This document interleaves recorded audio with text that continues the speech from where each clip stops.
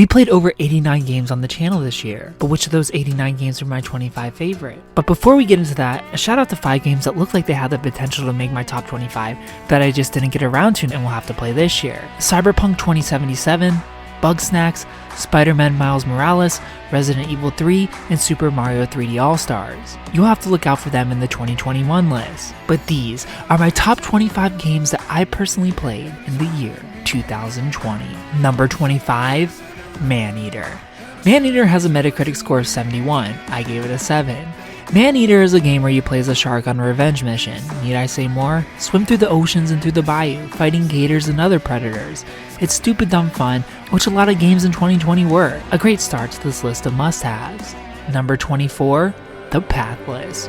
The Pathless has a Metacritic score of 80. I gave it a 7.5. The Pathless is one of those games that has its annoyances, but its greatness outshines those annoyances. You have a bird to help you fly and a bow to help you run and traverse. A mini open world of basic puzzles that unlock the next open world. It tells you something when a puzzle game is on my top games of the year list. I hate puzzle games, but The Pathless does puzzles right. They're fun to solve, and exploring this beautiful world will fill you with so much joy.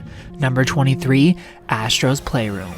Astro's Playroom has a Metacritic score of 83. I gave it an 8. Astro's Playroom doesn't take much of an investment to play. You simply need a PS5. Simply as a joke, PS5s are impossible to get right now. But once you do, pop this baby on. It's included with your PS5 and is the most Nintendo PlayStation game that exists.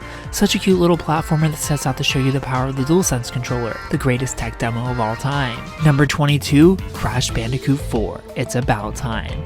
Crash Bandicoot 4 It's About Time has a Metacritic score of 85.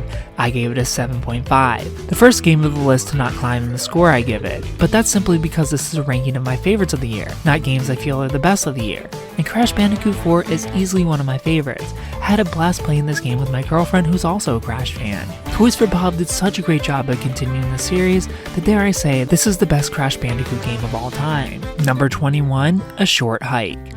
A Short Hike has a Metacritic score of 88. I gave it a 7.5. A short hike, as the name suggests, is about a short hike. You're a bird trying to get to the top of a mountain to return the call of your mom. That's it. That's the game. Complete little tasks around this tiny open world so you have the resources to climb higher and higher. While this adventure is short, it's definitely one worth taking. Number 20, Cake Bash. Cake Bash has a Metacritic score of 82. I gave it a 7.5. Imagine you woke up and you're a pastry, and there's a blueberry muffin sitting across the room giving you the evil eyes because you don't have enough jelly beans on you to be purchased today. What are you gonna do? Uppercut that muffin and take those beans for yourself. This is what Cake Bash is, a 4-player minigame battle to be the best pastry on the block. So much fun even with only 2 players, go buy it. Number 19, Paper Mario The Origami King. Paper Mario The Origami King has a Metacritic score of 80. I gave it a 7.5. The Origami King has one of the least fun and worst combat systems in an RPG I've ever played, but everything surrounding this mechanic is pure Nintendo charm. I loved exploring this world and solving its problems. If it weren't for the combat systems that make up literally half of the game, this could have been a Game of the Year contender. But if you can look past it, The Origami King is a cute adventure. Number 18, Fogs. Fogs has a Metacritic score of 81. I gave it an 8. I love Fogs. More dumb fun, but this time in the form of a physics-based platformer where you control 2 halves of a dog-dog combo. I love this game. 2020 has proven to be the year of the platformer, and Fogs adds to this list. A 100% must-play game. So much charm. Y'all need to stop sleeping on December release games. Go buy Fogs right now. Number 17, Someday You'll Return. Someday You'll Return has a Metacritic score of 66. I gave it a 7.5. Someday You'll Return is my horror game of the year. I loved it. Exploring the woods and the mountains. It had its pacing problems that the dev team seemed to have fixed, so I'm jealous of those of you that get to go back and play the fat trim version of this immersive horror adventure game. If you could only play one horror game in 2020, Someday You'll Return is the one. Number 16, Fall Guys Ultimate Knockout. Fall Guys Ultimate Knockout has a Metacritic score of 81. I gave it an 8. I'm sure you never heard of this little gem that not literally everyone was playing this summer. Fall Guys back to the dumb fun. You compete with real players running across obstacle courses. I feel as though Fall Guys doesn't have the substance to keep you entertained for more than a month, but what a fun month it'll be. Number 15, Luigi's Mansion. Luigi's Mansion has a Metacritic score of 78. I gave it a 7.5. Y'all, I went back and played this 20-year-old game and I loved it. Sure, Luigi's Mansion is super repetitive and feels super dated, but you can't deny the Nintendo charm here, exploring this mansion, searching for its collectibles and saving your bro Mario. If you have a way to go back and play this gem like I did, I highly recommend you go back and play it. Number 14, Toy the Tasmanian Tiger HD. Toy the Tasmanian Tiger HD has a Metacritic score of 70. I gave it a 7.5. Another great platformer, the HD release of the Tasmanian Tiger, a nearly 20-year-old game like Luigi's Mansion, still holds up today. I loved exploring the outback and dealing with crocs like my good old buddy Steve Irwin. As a fan of collectathons, you owe it to yourself to grab this gem. Don't let it slip under your radar like you did in 2020. Number 13, Pokemon Mystery Dungeon Rescue Team DX. Pokemon Mystery Dungeon Rescue Team DX has a Metacritic score of 68. I gave it a 7.5. Pokemon Mystery Dungeon to me is a super underrated, highly addictive dungeon raiding game, but one with Pokemon. How can things possibly get better? Oh, I know, let my Pokemon evolve before the credits roll, not after. Pokemon Mystery Dungeon could have been so much more rewarding and addicting, but still I love solving this mystery, figuring out why I woke up as a Pokemon and recruiting the help of other Pokemon to help me uncover this mystery as well. Number 12, Nexomon Extinction. Nexomon Extinction has a Metacritic score of 81. I gave it an 8. Speaking of Pokemon, I haven't played a true Pokemon game since Silver. I plan on getting to Sword and Shield, but I just haven't, hopefully in 2021. But in 2020, it was all about Nexomon, and while it's nowhere near as good as a true Pokemon game, that doesn't mean you can't have fun with this monster collecting game. So full of charm and variety. It's so hard to put down. That is until you get bored of it. This game never wants to end, and the game grind is unbearable. But the first 25 hours of this game, you'll think to yourself, wow, Pokemon might have some competition. Number 11, Little Town Hero. Little Town Hero has a Metacritic score of 64. I gave it a 7.5. Speaking of Pokemon, again, Game Freak's Little Town Hero came to PS4 in 2020, and I decided as a Pokemon fan to give it a go, and I actually really liked it. It's a head scratcher to me why others don't like it so much. This is a strategy heavy turn-based RPG. You play as your own character who happens to be the chosen one, and what are you chosen to do? Take down these monsters showing up in your town. If you're a fan of strategy and turn-based RPGs, grab this one ASAP. And on to my top 10 games of 2020. Number 10, Ghost of Tsushima. Ghost of Tsushima has a Metacritic score of 83.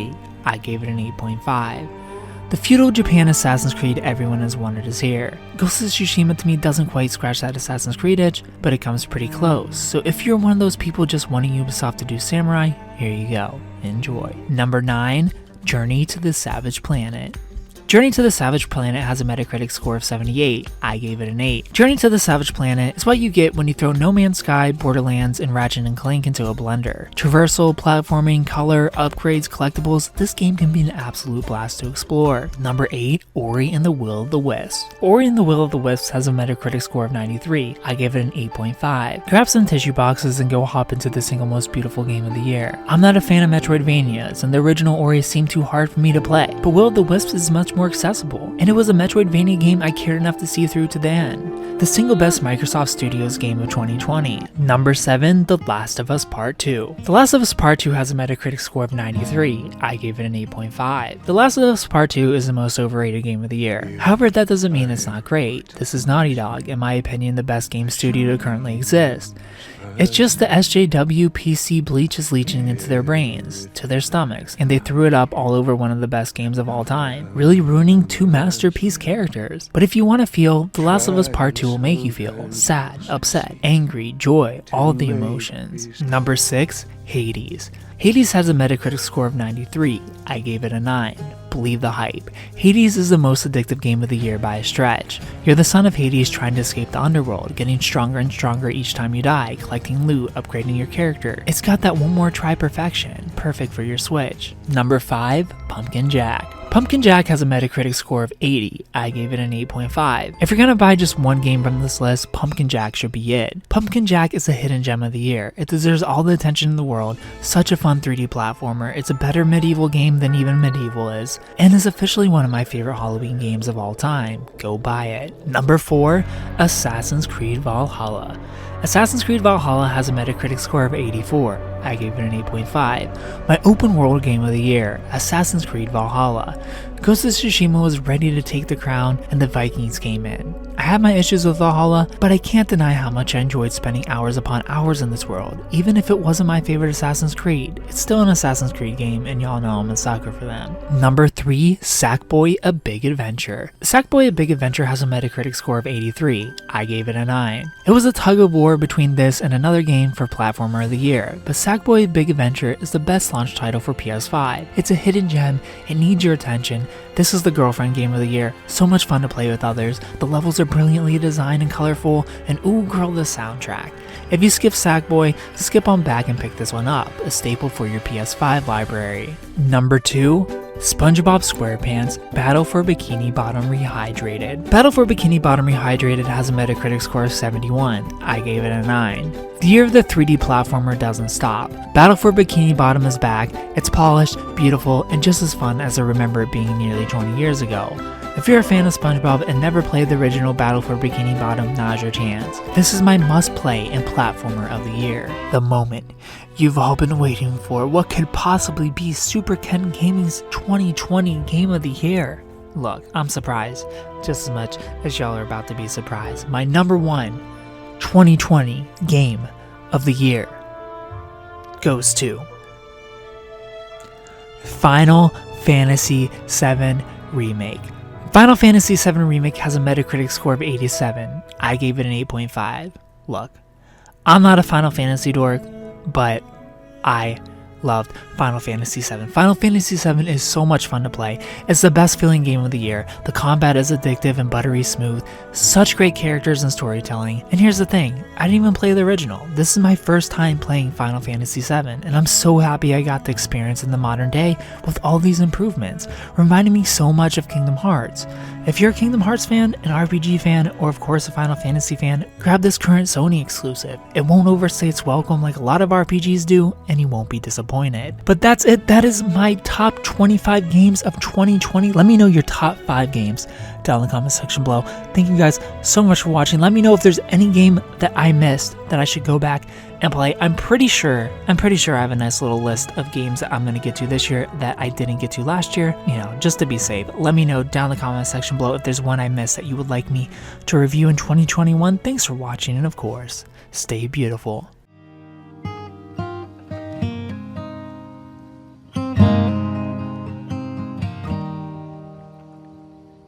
If I ever were to lose you, I'd surely lose myself. Everything I have found here, I'm not found by myself. Try and sometimes you'll succeed to make this man of me. All my stolen missing parts I've no need for anymore, 'cause I believe, and I believe 'cause I can see our future days, days of you and me. You thought that video was good? Ha! You should probably watch this video, the very video that's on your screen right now, that YouTube hand-selected for you out of all my thousands of videos. This is the one that I want you to watch next. And make sure you're subscribed, because I'm not a genie or anything, but I'm pretty sure you get 42 years of bad luck if you made it this far into my video and you're not subscribed. You don't have to subscribe. I'm just looking out for you. I'm just looking out for your luck and your life.